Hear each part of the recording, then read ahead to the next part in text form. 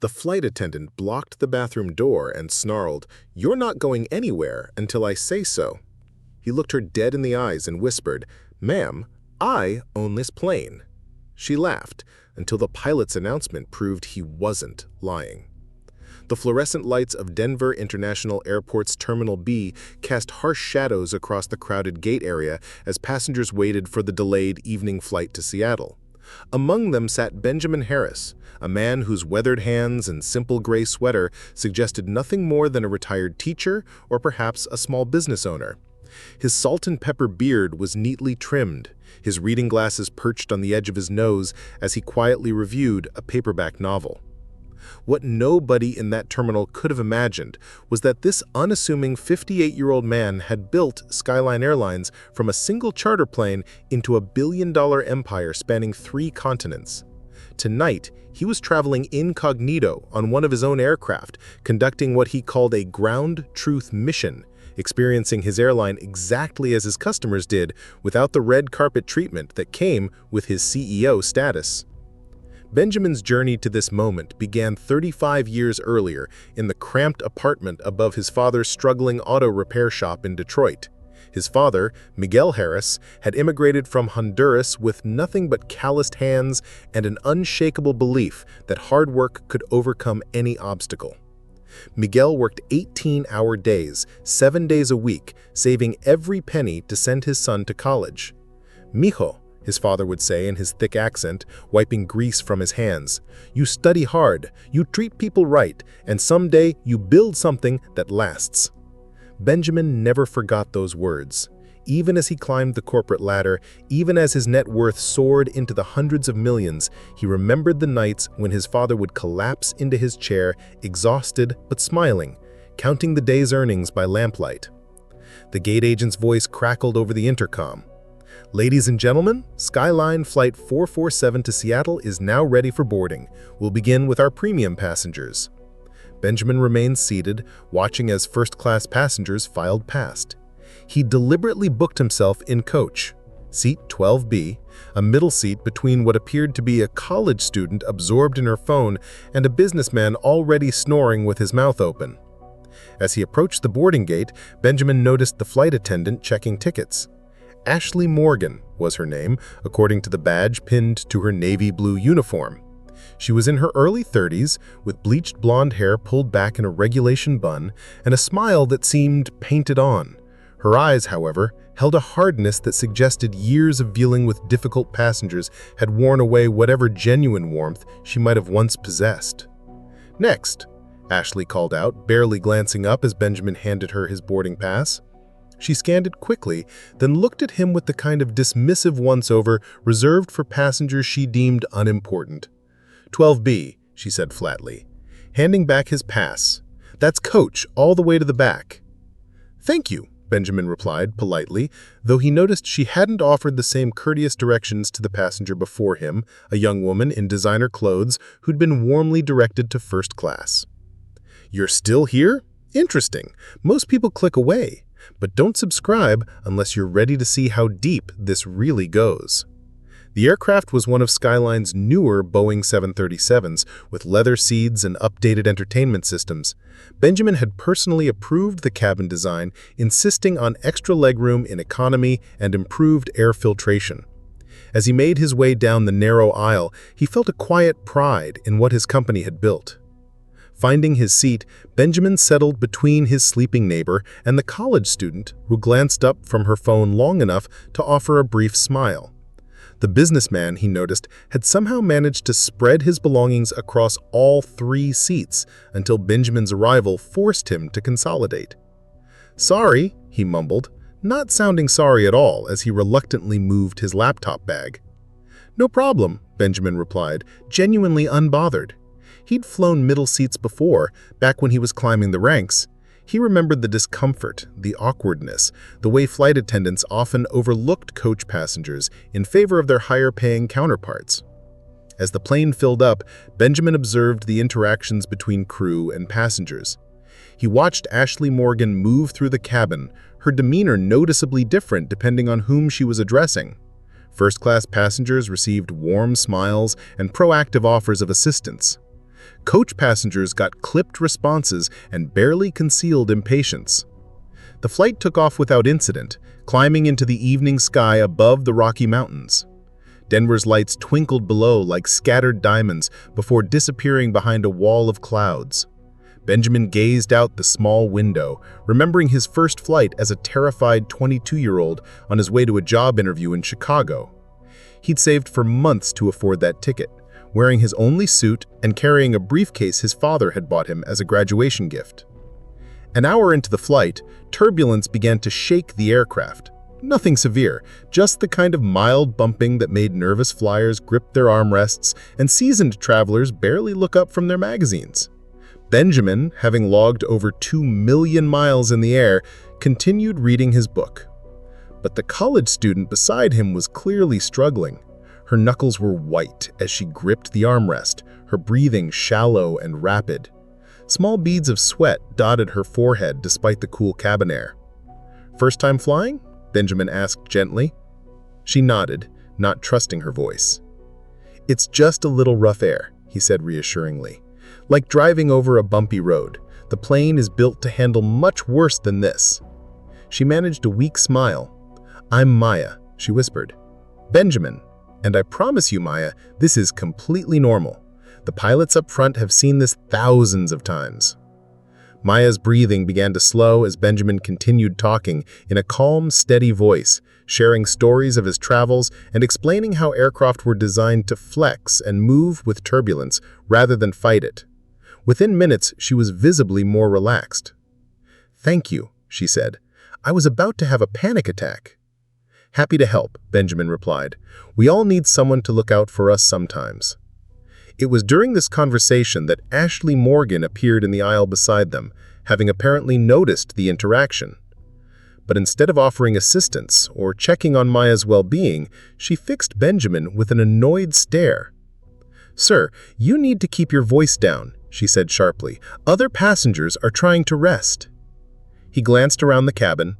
The businessman beside him was still snoring loudly, and several other passengers were engaged in their own conversations. The ambient noise level was typical for a commercial flight. "I was just helping her with some flight anxiety," he explained calmly. "She was feeling—" "I don't care what she was feeling," Ashley interrupted, her voice rising. "I need you to be quiet or I'll have to move you." Maya looked mortified. "Please, he was really helping me. I was scared and—" Ashley turned her glare on the young woman. "Miss, I suggest you keep your personal problems to yourself instead of bothering other passengers." The harshness of the comment stunned both Benjamin and Maya into silence. Around them, other passengers had begun to take notice of the commotion. Some were pulling out phones, anticipating that this might escalate into one of those viral airplane incidents. Benjamin felt a familiar anger building in his chest. Not the explosive kind, but the cold, controlled fury that had served him well in boardrooms when facing down hostile competitors or incompetent executives. But he forced himself to remain calm. "I'm sorry you feel that way," he said quietly, "but I won't apologize for showing kindness to someone who needed it." Ashley's eyes narrowed. She'd expected him to back down, to mumble an apology and sink into his seat like most passengers did when confronted by crew authority. Her continued defiance only fueled her anger. "You know what?" she said, her voice now loud enough to carry throughout the cabin. "I think you need a reality check. You're nothing special. You're just another passenger in a cheap seat, and if you don't like how I run things, you can walk." The businessman beside Benjamin had woken up and was now watching the confrontation with wide eyes. Maya looked like she wanted to disappear into her seat. Throughout the cabin, phones were definitely being raised now, recording what was clearly becoming a confrontation. Benjamin felt something shift inside him. For 35 years, he had built his company on the principle his father had taught him: treat people right. He'd seen too many corporations lose their soul in pursuit of profit, forgetting that behind every ticket was a human being deserving of respect. He stood up slowly, his 6-foot frame unfolding from the cramped middle seat. Ashley had to tilt her head back to maintain eye contact, and for the first time, something flickered in her expression. Not quite fear, but a recognition that she might have misjudged this ordinary passenger. "Ma'am?" Benjamin said, his voice carrying the quiet confidence of someone accustomed to command. "I need to use the restroom." Ashley's moment of uncertainty vanished, replaced by vindictive satisfaction. Here was her chance to assert complete dominance over this passenger who dared to challenge her. "No," she said flatly, stepping directly into the aisle to block his path. "The seatbelt sign is on due to turbulence. You'll sit down and wait until I say you can get up." Benjamin glanced up at the overhead display. The seatbelt sign had been turned off 10 minutes earlier. "The sign appears to be off," he said politely. "I don't care what the sign says," Ashley snapped. "I'm telling you the cabin isn't safe for movement." The absurdity of the situation wasn't lost on anyone within earshot. Ashley herself had been walking freely through the cabin moments earlier. Other passengers were getting up to retrieve items from overhead bins. The turbulence had subsided completely. "I understand you have safety protocols, but I really do need to—" "You're not going anywhere until I say so," Ashley interrupted, her voice rising to a near shout. She positioned herself squarely in the aisle, arms crossed, blocking any possible path to the restroom. The cabin had gone completely quiet now. Even the hum of conversation from first class had died away as word of the confrontation spread. Flight attendants from other sections were beginning to drift closer, sensing trouble but uncertain how to intervene. Benjamin looked at Ashley Morgan, really looked at her. He saw the anger, yes, but underneath it he recognized something else. Fear, insecurity, the desperate need to feel powerful in a job that often left her feeling powerless. He'd seen it before in executives who bullied their staff, in managers who ruled through intimidation rather than respect. For a moment, he considered revealing his identity, ending this confrontation with a simple statement that would transform Ashley's defiance into groveling apology. But that would solve nothing. It would only teach her to fear authority, not to respect the humanity of every passenger. Instead, he made a decision that would change everything. Benjamin looked Ashley Morgan dead in the eyes, his voice dropping to barely above a whisper, but somehow carrying to every corner of the silent cabin. "Ma'am, I own this plane." For a heartbeat, Ashley's expression didn't change. Then she threw her head back and laughed, a harsh, mocking sound that echoed through the cabin. "Oh, that's rich," she exclaimed, loud enough for everyone to hear. "You own the plane. What's next? Are you going to tell me you're the CEO of Skyline Airlines, too?" A few nervous chuckles rippled through the cabin from passengers who weren't sure if they were witnessing comedy or catastrophe. But Benjamin didn't smile. His expression remained grave, almost sad. "As a matter of fact," he said quietly, "I am." Ashley's laughter intensified. "Sure you are, buddy, and I'm the Queen of England.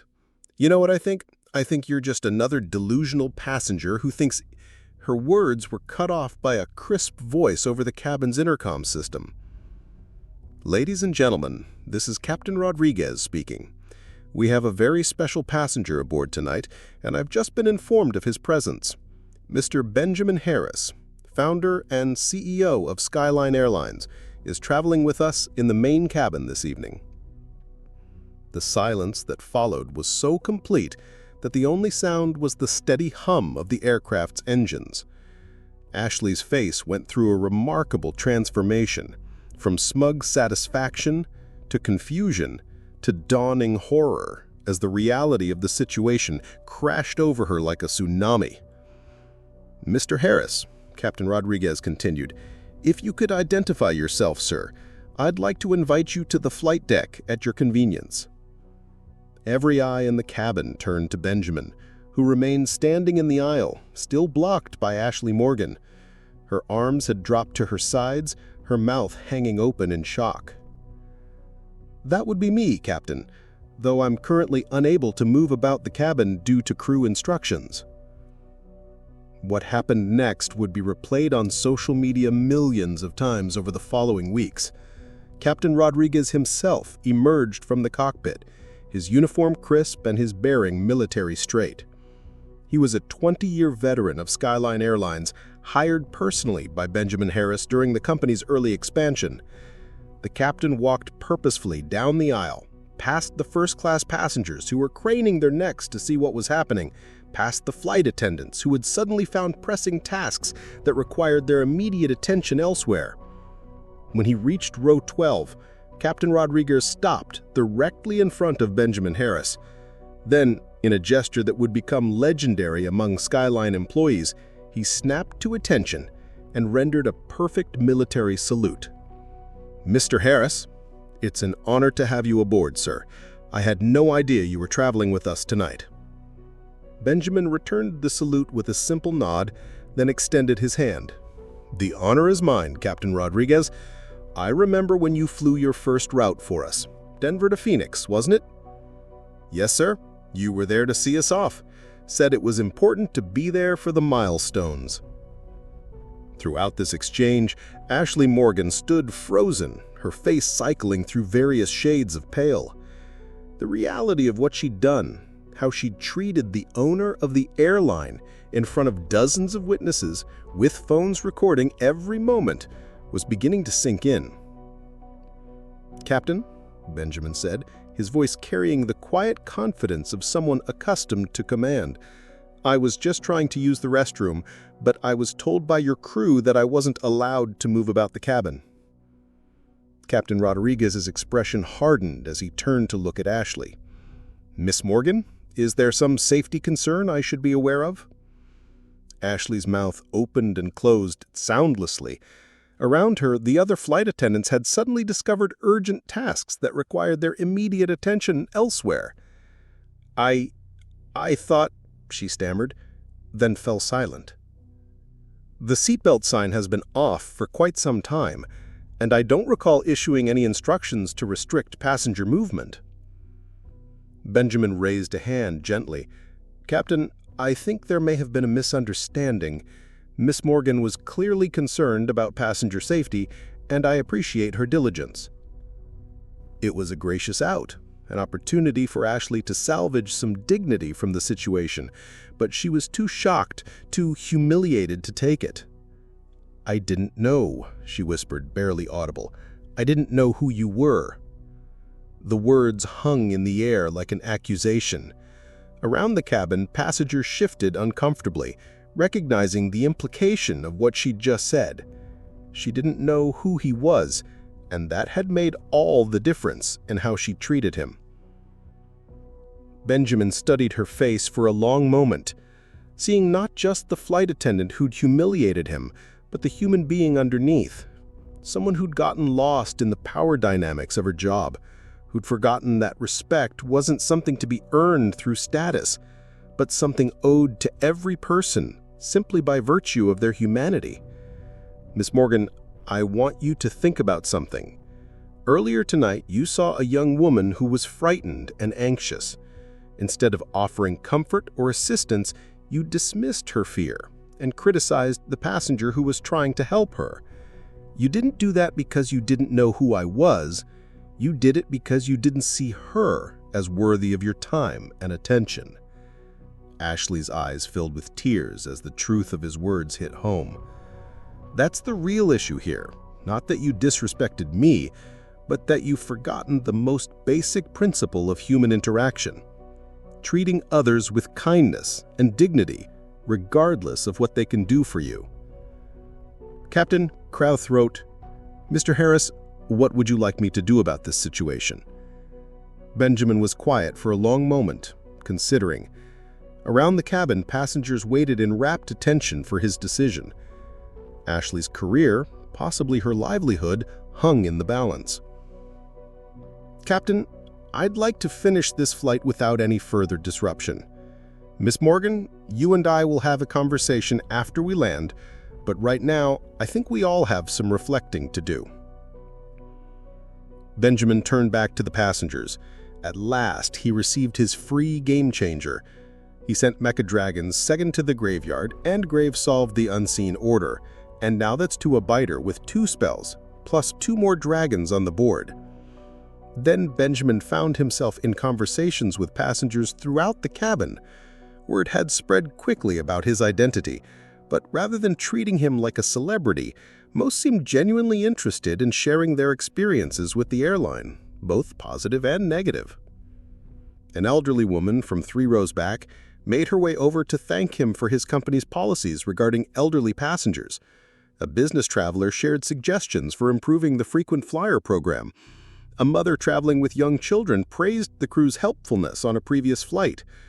But perhaps most importantly, several passengers shared stories. Ashley Morgan was among the last to leave the aircraft. She approached Benjamin hesitantly, uncertain whether he wanted to speak with her further. "Mr. Morgan," he said, "I believe I promised you a conversation." "Yes, sir," she replied, her voice subdued. "Walk with me." They made their way through the jet bridge in silence, then found a quiet corner of the gate area where they could talk privately.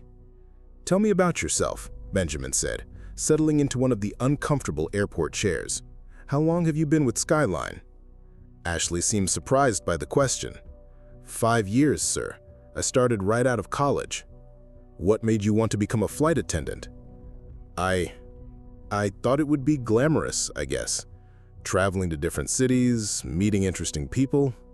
She laughed bitterly. "Turns out it's mostly dealing with complaints and cleaning up after people who treat you like hired help." I nodded. "It's a difficult job. You're dealing with people who are often stressed, tired, and frustrated, and you're expected to maintain perfect composure while managing their needs in a confined space. That's no excuse for what I did tonight." "No, it's not. But it is context. Tell me, Ashley, and I'm calling you Ashley because I want to have a human conversation, not a corporate disciplinary meeting. What happened to your sense of service?" Ashley was quiet for a long moment, staring at her hands. "I think I lost it somewhere along the way. Every day it's complaint after complaint. People angry about delays, about seat assignments, about the food, about the temperature. After a while, you start to see passengers as problems to be managed rather than people to be served. And some passengers are easier to dismiss than others." Ashley's face reddened. "Yes, I'm ashamed to admit it, but yes. If someone looks important, expensive clothes, confident demeanor, first-class ticket, I pay attention. If they look ordinary, or if they seem timid or unsure, I figure they'll just accept whatever service I give them." Benjamin leaned forward. "Ashley, I'm going to share something with you. My father was an immigrant who worked with his hands his whole life. He was ordinary by most people's standards, but he was the most extraordinary person I've ever known. He taught me that every person has dignity, every person has value, and every person deserves to be treated with respect." "I understand that now. I really do. But I don't know how to fix what I've done. You start by changing how you see people. Every passenger who boards your aircraft is someone's mother, father, child, sibling. They have fears and dreams and struggles just like you do. Your job isn't to judge their worthiness for your attention, it's to make their journey a little bit better." Ashley nodded, tears streaming down her face. "Am I fired?" Benjamin was quiet for a long moment. "Ashley, what you did tonight was unacceptable. It violated every principle of customer service and human decency. Under normal circumstances, yes, you would be terminated." Ashley's shoulders sagged. "However," Benjamin continued, "I believe in second chances for people who are genuinely committed to change. Here's what's going to happen. You're going to be suspended without pay for 2 weeks. During that time, you're going to volunteer at a homeless shelter or community organization that serves people who society often overlooks." Ashley looked up in surprise. "You're also going to attend sensitivity training and customer service workshops. When you return to work, you'll be on probation for 6 months.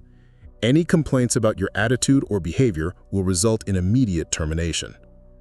I don't understand. Why are you giving me another chance?" "Because everyone deserves the opportunity to grow and improve. because I believe that people can change if they're motivated to do so, and because I think you learned something important tonight about the consequences of treating people poorly." Benjamin stood up. "But make no mistake, Ashley, this is your one and only second chance. If you waste it, if you go back to treating passengers badly, you'll be out of this company permanently. And more importantly, you'll have missed an opportunity to become the person you could be." Ashley wiped her eyes, nodding vigorously. "I won't let you down, Mr. Harris, I promise. Don't make this promise to me. Make it to yourself and to every passenger you'll serve in the future." Over the following weeks, the incident on Skyline Flight 447 became a case study in corporate leadership and customer service. Videos of the confrontation went viral on social media, with millions of views and thousands of comments. Most praised Benjamin Harris for his calm handling of the situation and his decision to give Ashley a second chance. But Benjamin wasn't content to let the incident be just a viral moment. He used it as a catalyst for corporate-wide changes. Within a month, Skyline Airlines implemented new customer service training programs focusing on treating all passengers with equal respect, regardless of their seat assignment or perceived status.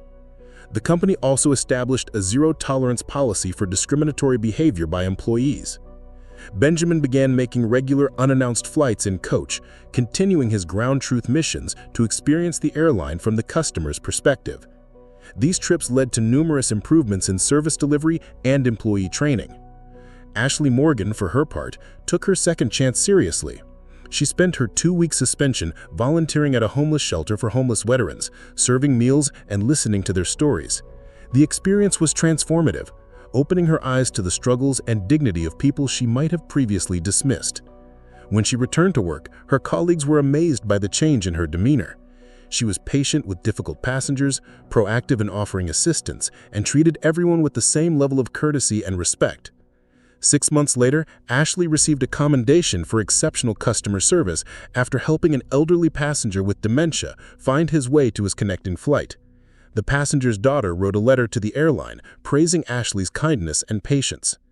Benjamin Harris kept the letter in his desk drawer, a reminder that people can change when given the opportunity and motivation to do so. The incident also had broader implications for the airline industry. Other carriers began implementing similar training programs and policies, recognizing that customer service wasn't just about efficiency, but about human dignity.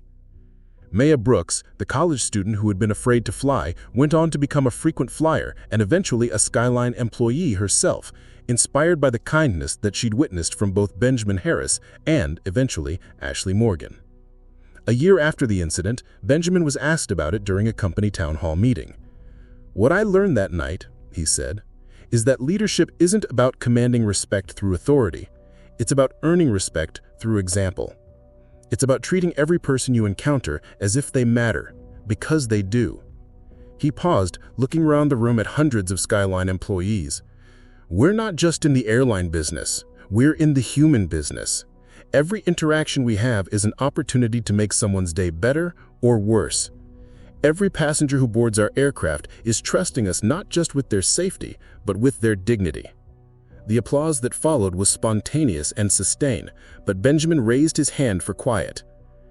"I want to share something with you that I learned from my father, Miguel Harris, who worked 18-hour days in a Detroit auto shop to send me to college. He used to say, 'Mijo, you can tell everything about a person by how they treat someone who can do nothing for them.' That wisdom has guided every decision I've made in building this company." Benjamin's voice grew stronger as he continued. "What happened on Flight 447 wasn't an isolated incident. It was a symptom of a culture that had begun to stratify people based on perceived value rather than inherent worth. That ends now." The town hall concluded with the announcement of the Miguel Harris Award for Exceptional Human Service, a monthly recognition for employees who demonstrated extraordinary kindness to passengers, regardless of their status or circumstances. The first recipient was Ashley Morgan, who had transformed her approach to service so completely that passengers regularly requested her flights. 3 years after the incident, Benjamin Harris was asked about it at a Harvard Business School symposium on corporate leadership. During the Q&A session, a student asked him about the financial impact of treating all customers equally. "You're asking the wrong question," Benjamin replied with a smile. The right question is, what's the cost of forgetting that every customer is a human being deserving of respect? We've seen a 40% increase in customer satisfaction scores, a 60% reduction in service-related complaints, and our employee retention rate is the highest in the industry.